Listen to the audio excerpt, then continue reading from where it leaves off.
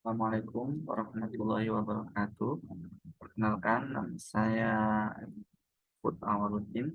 NIM saya 2104001010058 dari ID 601 Universitas Asia PJJ 1 Informatika. Pada video kali ini saya akan mempresentasikan tugas dan TS ya, mata kuliahnya rekayasa perangkat lunak. Bisa langsung saja dimulai. Sini diberikan soal latihan, gambarkan diagram konteks DFD level 0 dan DFD level 1 dari sistem. Deskripsi sistemnya peminjaman buku di suatu perpustakaan. Pada saat pendaftaran, identitas anggota diserahkan ke petugas untuk dicatat jika belum terdaftar. Lalu dibuatkan kartu anggota. Proses peminjaman diawali dengan menyerahkan kode buku pinjaman dan kartu anggota ke petugas administrasi perpustakaan. Petugas akan memeriksa buku yang dipinjam. Jika ada, buku pinjaman akan dicatat pada catatan peminjaman buku. Kemudian dibuatkan bukti peminjaman buku untuk meminjam. Kartu buku disimpan petugas dan buku beserta bukti peminjaman diterima peminjam. Sistem ini harus dapat menghasilkan laporan peminjaman untuk pimpinan dan daftar pengeluaran buku untuk bagian pengadaan. Buku-buku yang tersedia diperoleh dari bagian pengadaan. Ini dijelaskan untuk langkah-langkahnya seperti ini. Verifikasi entitas-entitas, tetapkan kebutuhan fungsional, data apa yang perlu disimpan, buat diagram konteks dengan mengacu pada nomor 1 dan 2. Gambarkan DFD level 0 dan level 1 bila perlu sesuai nomor 2.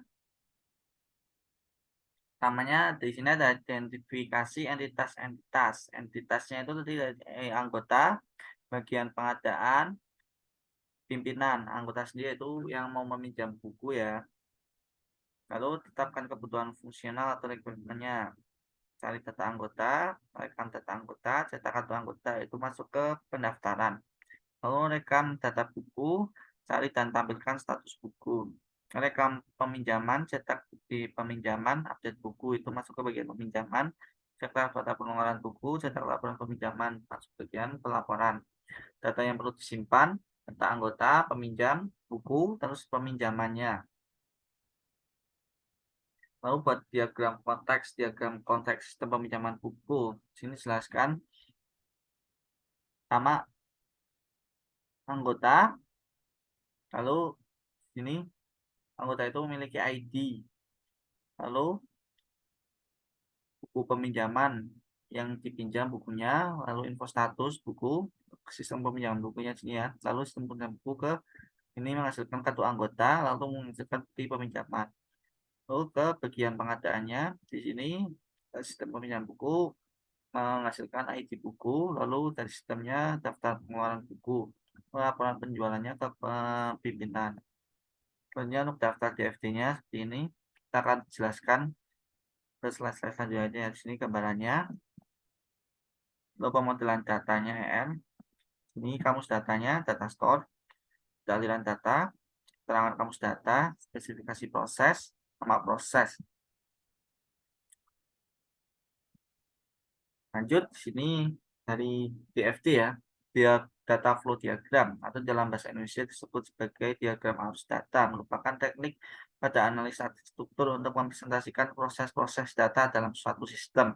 Manfaatnya, adapun manfaat atau kelebihan penggunaan DFD yaitu mengkombinasikan pengetahuan sistem dengan pengguna, memudahkan pemahaman terhadap sistem dengan pengguna, memudahkan pemahaman terhadap sistem karena adanya keterkaitan antara sistem dan subsistem, mampu memperlihatkan proses yang ada di sistem, menekankan pada pengolahan data atau mentransformasikan data saat berpindah dari satu proses ke proses lain.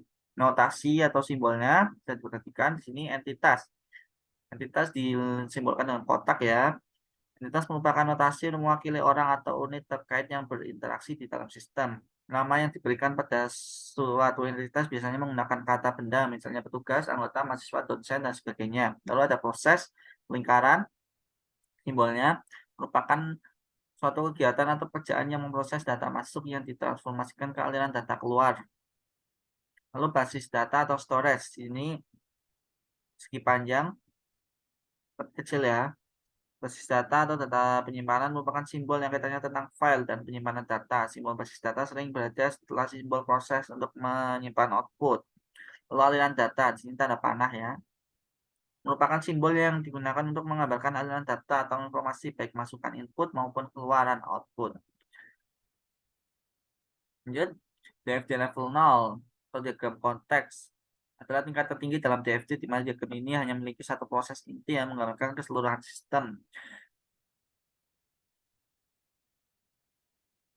Untuk sistem perpustakaan ya, anggota atau pengunjung perpustakaan, petugas perpustakaan, anggota atau pengunjung perpustakaan dapat mencari buku pada aplikasi yang dibangun. Oleh sebab itu, entitas ini mengirim masukan berupa data pencarian untuk proses pencarian data buku dan menerima keluaran berupa data buku yang dicari. Petugas perpustakaan merupakan entitas yang cukup banyak berinteraksi dengan sistem. Kegiatan yang bisa dilakukan diantaranya melakukan login, mencari buku, mengelola data buku, mencari peminjaman, mengelola data peminjam, mencari anggota, mengelola data anggota, mencari petugas, dan mengelola petugas. Aliran data dikirim dari entitas petugas yang masuk ke dalam sistem adalah data login untuk proses login ke sistem, data pencarian buku untuk proses pencarian dan pengelolaan buku, data peminjaman untuk proses pencarian dan pengelolaan data peminjaman, data anggota untuk proses pencarian dan pengelolaan data anggota, data petugas untuk proses pencarian dan pengelolaan data petugas, dari masukan yang diterima oleh sistem. Selanjutnya aliran yang data yang keluar dari sistem ke petugas adalah pesan, login atau logout dari proses login atau logout, data buku dari proses pencarian dan pengelolaan buku, data peminjaman dari proses pencarian dan pengelolaan data peminjaman, data anggota dari proses pencarian dan pengelolaan data anggota, data petugas dari proses pencarian dan pengelolaan data petugas. Bisa dilihat di sini gambar DFT-nya ya, level 0, anggota atau pengunjung, sistem informasi manajemen perpustakaan. Ini petugas perpustakaan yang banyak berinteraksi dengan sistemnya, login, pesan, pencarian buku, pencarian anggota, pencarian peminjaman, pinjaman, dan petugas. Lanjut, sini ada DFT level 1. Tujuan untuk menggambarkan keseluruhan sistem dengan lebih detail. Pada DFT level 1, proses dipecah menjadi beberapa proses. Berikut ini contoh DFT ya. Yang lanjutan dari level tadi, sistem informasi perpustakaannya. Sini untuk mencari buku, prosesnya, anggota, pengunjung, ini pencarian buku. Ini petugas perpustakaan, entitasnya, ini anggota, ada dua. Ini prosesnya mengelola buku, lalu mengelola peminjaman, mengelola anggota, mengelola petugas. Bisa login. Lanjut, proses selanjutnya, ada DFD level 2. DFD level 2 kita melakukan dekomposisi pada setiap proses yang ada di level 1. DFD level 2 dari proses mengelola buku ya, tugas perpustakaan. Sini bukunya, outputnya, entitasnya. Prosesnya melihat buku, proses mencari buku, menambah buku, mengubah buku, dan menghapus buku. Lanjut, DFD level 2 dari proses mengelola peminjaman pada DFD level 1. Sini entitasnya petugas perpustakaan, lalu storage-nya peminjaman ya. Ini prosesnya melihat peminjaman, mencari peminjaman, menambah peminjaman, mengubah peminjaman, dan menghapus peminjaman. Lalu mengelola anggota ya. Sini entitasnya anggota perpustakaan, petugas perpustakaan, dan storage-nya anggota. Prosesnya melihat anggota, mencari anggota, menambah anggota, mengubah anggota, dan menghapus anggota. Kita lanjut, BFD level 2-nya mengelola petugas. Sini petugas perpustakaan, storage-nya petugas, prosesnya melihat petugas, mencari petugas, menambah petugas, mengubah petugas, dan menghapus petugas. Lanjut untuk selanjutnya adalah pemodelan basis data IR diagram.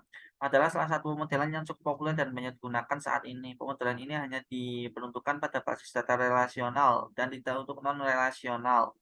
Sebelum kalian baca lebih lanjut, kita pahami dulu ya simbol yang digunakannya. Ini nama simbolnya entitas, kayak seperti yang tadi DFD, entity dengan kotak ya, adalah kumpulan objek. Lalu atribut, di sini atributnya oval, kolom, atau fill yang menjadi bagian dari data dari entitas. Lalu atribut kunci, di sini ada underline, garis bawah.